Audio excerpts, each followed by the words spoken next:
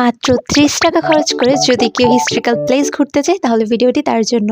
Hello cuties, this is episode number 2 of যাবো কি যাবো না। বলছিলাম কুমিল্লা শালবন বিহারের কথা। এখানে ঢুকতেই টিকিট ফি হচ্ছে মাত্র 30 টাকা। এন্ট্রি করার পরেই প্রথমে থাকবে এই গেটটি, এর ডান পাশে থাকবে স্বাগতম শালবন বিহার। যারা ঐতিহাসিক স্থান পছন্দ করেন বা নেচার পছন্দ করেন তাদের জন্য এই জায়গাটা সকাল 9টা থেকে সন্ধ্যার আগ পর্যন্ত এখানে ঘোরাঘুরির সুযোগ আছে।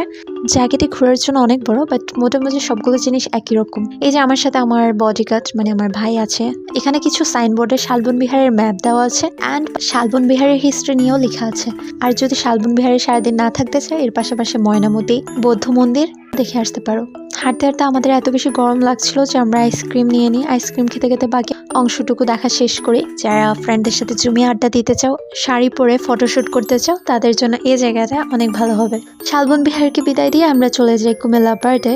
আমি যতটুকু ইনফরমেশন পেয়েছি এখানে ঢুকতে পারমিশন লাগে। যাই হোক, আমার কাছে এই জায়গাটা খুবই ভালো লেগেছে। জায়গাটা অনেক বড়, চারদিকে ফুল এবং পাহাড়ি রাস্তাগুলো এত সুন্দর লাগছিল। আমাদের টাইম কম থাকে, আমরা অনেক বেশি ঘুরতে পারিনি। আমরা লাঞ্চটা ওখানেই করি। এখানে এই দুইটা পেন্টিং আমার অনেক ভালো লাগে। যেহেতু এটা ডে ট্যুর ছিল এবং আমাদের হাতে টাইম কম ছিল, তাই আমরা এই জায়গাকেও বিদায় দিয়ে চলে যাই কুমিল্লা ম্যাজিক প্যারাডাইসে, যার ভিডিও থাকবে নেক্সট এপিসোডে।